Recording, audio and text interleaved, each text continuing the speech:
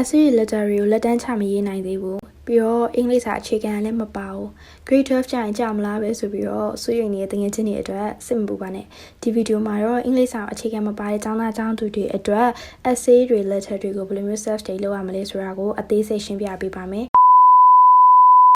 essay တွေ letter တွေကိုဘယ်လိုရေးရမလဲမပြောရင်ကျောင်းသားအများစုကဆရာရေးခိုင်းတဲ့ essay တွေ letter တွေကို ChatGPT or DeepSeek တို့လို AI ကနေပြီးတော့ကူးချပါတယ်ကိုကြိုက်တယ်လို့မေးကိုခိုင်းတိုင်းလုပ်နေတဲ့ AI အစီကနေတလုံးမကြံကူးချတာပါမိစရာတစ်ခုရှိပါတယ်အဲ့ဒီ ChatGPT ကရေးပေးတဲ့ essay တွေအကုန်လုံးကမှန်တယ်လို့ထင်လား grammar pattern ရောမှန်တယ်လို့ထင်လား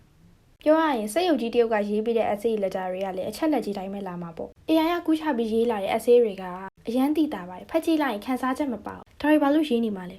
စာမှုပွဲမှာ essay ကိုဘလောက်ပဲပြန်လည်နေအောင်ရေးထားပါစေလွယ်လွယ်လေးမေးထားတဲ့ initial words လေးတွေတောင်မှပဲညံစမ်းလေးတွေမှာဘာမှမဖြေထားဘူးဆိုလို့ရှိရင်မင်း0ပဲရမှာပါဘာလို့လဲဆိုတော့မင်းရေးထားတဲ့ essay ကကူးချထားမှသိတာလို့ပါအရင်ဆုံး grade 12ရဲ့မိကုံပုံစံကိုသိဖို့လိုပါတယ်ဘယ် essay မဆိုဒီ9မျိုးတွေကနေပဲရေးကြရတာပါမြန်မာစာစာကုန်းဆိုလို့ရှိရင်လည်းစာကုန်းပုံစံ4မျိုးရှိတယ်လို့မျိုးပဲအင်္ဂလိပ်စာမှာတော့9မျိုးပိုင်းခြားထားပါတယ်အဲ့ဒီ9မျိုးက opinion essay argumentative descriptive narrative နဲ့ expository essay တွေပါတခုချင်းစီပြန်ရှင်းရရင် opinion essay ဆိုတာကကြတော့ do you agree or disagree ပေါ့နော်သူကမိကုံတစ်ခုပေးထားတယ်အဲ့ဒီမိကုံကိုမေးလက်ခံလားလက်မခံဘူးလားဆိုတာကိုရှင်းပြရတာပါဒါကတော့ opinion essay ပါနောက်တစ်ခုကကြတော့ argumentative essay ပါသူကကြတော့ which is better ဘယ်ဟာပိုကောင်းလဲဆိုတာကိုပြောရတာပါဥပမာညာဘက်စာလုပ်တာနဲ့နေဘက်စာလုပ်တာဘယ်ဟာပိုကောင်းလဲအမှန်တော့အကုန်လုံးကတော့အကောင့်အဆိုးရှိကြတာပါပဲဒါပေမဲ့လို့ဒီလိုမျိုးကောင်းစေဆိုလို့ရှိရင်ကောင်းတဲ့ဘက်ကရေးတာ positive back negative back အဲ့လိုမျိုးရေးတာကို argumentative essay လို့ခေါ်ပါတယ်မြန်မာလိုဆိုရင်တော့အဆိုအခြေလို့ပြောမှာပေါ့နောက်တစ်ခုကကြတော့ descriptive essay ပါမြန်မာလိုဆိုရင်တရုပ်ဖော်ရေးသားနည်းလို့ခေါ်ပါတယ်သူကကြတော့ describe a place person or feeling ပေါ့နော်ခန်းစားချက်ကိုဦးစားပေးပြီးတော့ရေးရတာပါဒါကို descriptive essay လို့ခေါ်ပါတယ်ကိုကအင်္ဂလိပ်စာလေးတအားကြီး advanced vocabulary တွေပြီးလို့ရှိရင် grammar pattern ဆန်းနေပြီးလို့ရှိရင် general knowledge နဲ့ဆိုင်တဲ့ essay မျိုးတွေမရေးတတ်ဘူးဆိုလို့ရှိရင် descriptive essay ကအရန်ကိုလွယ်ကူတဲ့ essay မျိုးပါနောက်တစ်ခုကကြတော့ narrative essay ပါသူကကြတော့ narrator လို့ပုံစံမျိုးပဲပေါ့နော်ပုံပြောတဲ့သူမှသူက essay ပြန်ပြီးတော့ရေးခိုင်းတာပေါ့ဥပမာ a memorable event ဆိုလို့ရှိရင်အမှတ်ရစရာအမှတ်တရဖြစ်နေတဲ့ဖြစ်ရတစ်ခုဒါမှမဟုတ်လို့ရှိရင်အကြောင်းမှာပြောရှင်ရဆုံးနေ့တစ်နေ့အဲ့လိုမျိုးအကြောင်းတွေကကိုကပြန်ပြီးတော့သူများကို storytelling လုပ်နေရတဲ့ပုံစံမျိုးပါဒါကို narrative essay လို့ခေါ်ပါတယ်နောက်တစ်ခုကကြတော့ expository essay ပါသူကကြတော့ process ဒါမှမဟုတ် idea တစ်ခုကိုရှင်းပြရတာပါညီမလိုဆိုလို့ရှိရင်တော့ဖွင့်ဆိုရှင်းလင်းပြနေတူပါတယ်သူကကြတော့ဥပမာမိဘကျေးဇူးမြတ်မို့ဆိုလို့ရှိရင်ဘလောက်တောင်မှပဲမိဘတွေကကိုယ့်ရဲ့ဘဝမှာအရေးပါတယ်ဆိုတာမျိုးဒါကိုကအချက်အလက်တိတိကျကျနဲ့ရှင်းပြရတာမျိုးပါအဲ့ဒါမျိုးကို expository essay လို့ခေါ်ပါတယ် Tip number 1 corner testing တဲ့စကားလုံးတွေကိုကြက်ထားဖို့အကြံပေးလိုပါတယ် corner test တွေဆိုတာက because so however therefore as a result တို့လိုစကားလုံးတွေဖြစ်ပါတယ်သူတို့တွေက essay ရေးတဲ့အခါစာကြောင်းတစ်ကြောင်းနဲ့တစ်ကြောင်းကိုပေါင်းကူးပေးတဲ့စကားလုံးတွေဖြစ်တယ်လို့ကိုရေးတဲ့ essay ရဲ့စလုံးတွေကိုလည်းတိုးစေပါတယ်နောက်ပြီး vocabulary တက်တဲ့အခါကြလို့ရှိရင်လည်းအရင်ရပြီးသားဝေါ်ဟာရနဲ့အဓိပ္ပာယ်တူပြီးတော့ပုံမြင့်တဲ့ဝေါ်ဟာရကိုမှတ်တဲ့အလေးချင်းကိုလည်းလုပ်စေချင်ပါတယ်ဆိုလိုတာက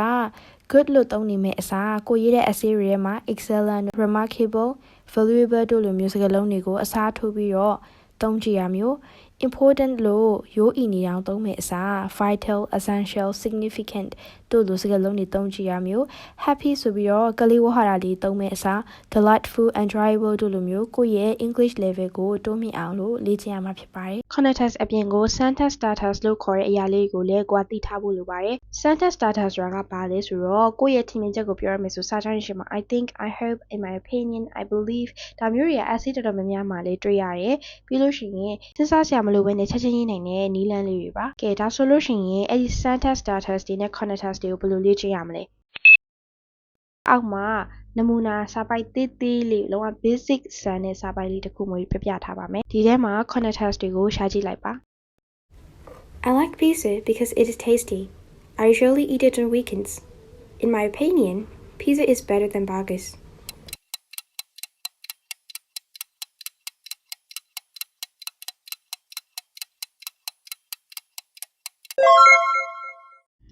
ဒီထဲမှာမွေသုံးထားတဲ့ corner test တွေနဲ့ sentence starters တွေကိုဖတ်မိလိမ့်မယ်လို့ထင်ပါတယ်ဆိုတော့နောက်တစ်ချက်ကိုသွားကြည့်ရအောင် နောက်တစ်ချက်က brainstorming ပါဒီအချက်က essay တစ်ပုဒ်စရေးပြီးဆိုတာနဲ့ပထမဦးဆုံးလုပ်ရမယ့်အလုပ်ပါ brainstorm ဆိုတာကလူရင်းတူရှင်းပြောရရင်အုံနှောက်မွေးနှောက်ခြင်းလို့ခေါ်ပါတယ်ကိုရေးမဲ့ essay နဲ့ပတ်သက်တဲ့အကြောင်းအရာတွေကိုစဉ်းစားပြီးတော့ရေးချတာပါ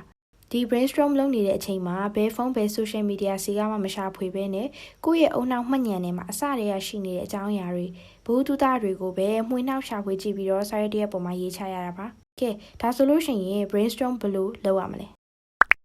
ဥပမာ an exciting trip နဲ့ပတ်သက်ပြီးတော့ brainstorm လုပ်ရမယ်ဆိုပါစို့ဝရီကစာရွက်ပြောင်တစ်ခုရဲ့အလဲကောင်မှာအဲ့ဒီ essay ကောင်းစဉ်ဖြစ်တဲ့ an exciting trip ဆိုတာကိုတက်လိုက်ပါမယ်ပြီးလို့ရှိရင်ဝရီတို့ကကိုယ့်ကိုစပြီးတော့မေးခွန်းနေမေးရမှာဖြစ်ပါတယ်မေးခွန်းမေးတဲ့အခါမှာအခြေခံအားဖြင့် WH question တွေကိုမေးလိမေးထားရှိပါတယ်ဆိုတော့ WH question တွေဆိုတာက what when where why ဒါတွေပေါ့နော်အဲ့ဒါတွေက WH question တွေပါဒီ an exciting trip မှာဆိုလို့ရှိရင်ဝရီအရင်ဆုံးကိုယ့်ကိုမေးကြည့်မှာက what trip ပေါ့နော်ဘာခရီးလဲဆိုတော့ဝရီကအပေါ်မှာမဲဆောက်လို့ရေးလိုက်ပါမယ်ဒါကခရီးနာမည်ပါတွားခဲ့တဲ့ခရီးပါပြီးလို့ရှိရင် with whom ဘယ်သူနဲ့လဲဒါတွေက WH question တွေပဲပေါ့နော်ဆိုတော့ with family နောက်တစ်ခါကျတော့ buying car ပြီးရင်ငွေတွားခဲ့တဲ့အဲ့ဒီမဲဆောက်ရဲ့တည်နေရာကိုငွေပြောပါမယ်အဲ့ဒါ where ပေါ့နော်ဘယ်နေရာမှာလဲဆိုတော့ကိုယ့်ကိုပြန်ပြီးဖြေမယ်အဲ့တော့နေရာမြဝတီပေါ့နော်အဲ့တော့ဒီ exciting ဆိုတာကျစိတ်လှုပ်ရှားဖို့ကောင်းတဲ့ခရီးတစ်ခုဆိုတော့ဘာကြောင့်မလို့ဒီခရီးကစိတ်လှုပ်ရှားဖို့ကောင်းတာလဲဆိုတော့ထားပါတော့ new places တွေရှိလို့ပေါ့နော်နေရာအသစ်တွေရှိရတဲ့အတွက်ကြောင့်မလို့ကိုယ်အတွက်စိတ်လှုပ်ရှားစရာကောင်းတဲ့ခရီးတစ်ခုဖြစ်တယ်ပေါ့ဒီ exciting trip ကိုဘယ်ကာလမှာသွားခဲ့ရလဲပေါ့ထားပါတော့ weekend ပိတ်ရက်လားဒါမှမဟုတ်လို့ရှိရင်ကြောင်းဖွင့်တဲ့နေ့ကြီးလားဒါမှမဟုတ်ကိုယ့်ရဲ့အားလက်ရက်တရက်လားဒါမှမဟုတ်ငယ်တုန်းကသွားခဲ့ရဒီလိုမျိုးပေါ့နော်ကာလကိုမျိုးကholiday လို့ရေးလိုက်ပါမယ်အဲ့ exciting trip မှာကိုသွားတဲ့ခီးမှာဘာတွေလုပ်လို့ရသေးလဲဆိုလို့ရှိရင် food activities ဒါအတူကောက်ပဲပေါ့နော်အခြေကောက်ကြီးရေးစရာမလိုပါဘူးနောက်တစ်ခုကကြတော့ what problem ပေါ့နော်ဘာပြဿနာတွေရှိလဲပေါ့အဲ့တော့ဝေကproblem အနေနဲ့ကကြတော့ထားပါတော့နော်အမြန်အလင်းတလို့လောက်ရတယ်ပြီးလို့ရှိရင် money exchange ပေါ့နော်ဒါကတော့ဥပမာအနေနဲ့မျိုးပြောပြလိုက်တာပါနောက်တစ်ခုကကြတော့အဲ့ဒီခရီးကနေပြီးတော့ကိုဘယ်လိုမျိုးသင်ယူလိုက်ရလဲပေါ့နော် what did you learn from this trip ပေါ့အဲ့တော့ဝေကထားပါတော့ lesson culture nature personal growth ဒါမျိုးတွေပေါ့နော်ကဲဒါဆိုရင်ဒါမျိုးဥပမာပြောပြထားတဲ့ brainstorm ကတော့ပြီးသွားပါပြီဆိုတော့ဝေအစောရှိမှပြောခဲ့တယ်လို့မျိုးပဲ brainstorm ဆိုတာကအုံနှောက်မှွေနှောက်တာပါမှွေနှောက်တယ်ဆိုတဲ့ဟိုကပြန့်ကျဲနေရဖြစ်ပါတယ်အစီအစဉ်မကျသေးပါဘူးဒါကြောင့်မလို့မျိုးတို့ကအစီအစဉ်ကြအောင်ပြန်ပြီးတော့စီးရပါမယ်ဆိုတော့ဏီတန်းမှာဘယ်အချက်တွေကိုထည့်မလဲစာကိုမှာဘယ်လိုအချက်တွေကိုထည့်မလဲနောက်ကကျတော့ဏီကုန်းမှာဘယ်လိုအချက်တွေကိုထည့်မလဲဆိုတော့မျိုးတို့ကပြန်ပြီးတော့စီးရမှာပါဆိုတော့ပုံမှန်လင်းပြောရရင်ပေါ့နော်ဒီ brainstorming ကဆက်စဦးချင်းလုပ်လို့ရှင်ကြာနိုင်ပါတယ်အမှန်တော့အဲ့ဒါကအနည်းဆုံး10မိနစ်5မိနစ်ပေါ့နော်အဲ့လောက်အလွန်ဆုံးကြာရင်အဲ့လောက်ပါပဲဘာဖြစ်ဖြစ်ကိုကအခုမှစပြီးတော့လေ့ကျင့်ကြည့်မှဖြစ်တဲ့အတွက်မြန်စရာမလိုပါဘူးအဓိကကဖြည်းဖြည်းလေးနဲ့မှန်နေဖို့အရေးကြီးပါတယ်ကဲဒါဆိုလို့ရှိရင် brainstorm ကိုလုပ်တတ်မယ်လို့ထင်ပါတယ်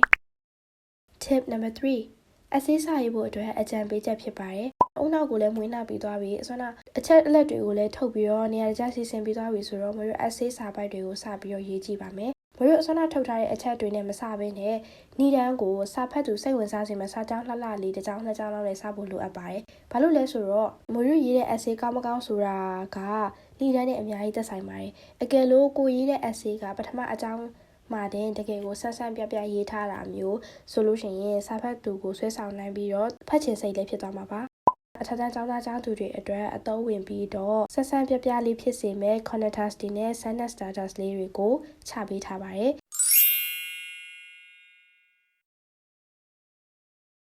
ကဲဒါဆိုလို့ရှိရင်အခုပြောခဲ့တဲ့ tip number 1 2 3ကိုတည်ချာလေးနားလည်သွားလိမ့်မယ်လို့ထင်ပါတယ်နားမလည်လို့ရှိရင်လည်း comment box မှာထပ်ပြီးတော့မေးလို့ရပါတယ်အားတယ်လို့စာပြန်ပေးမယ်ပေါ့နော်ဆိုတော့ဒီနေ့ကဒီလောက်ပါပဲနောက်ဗီဒီယိုမှာတွေ့ပါမယ်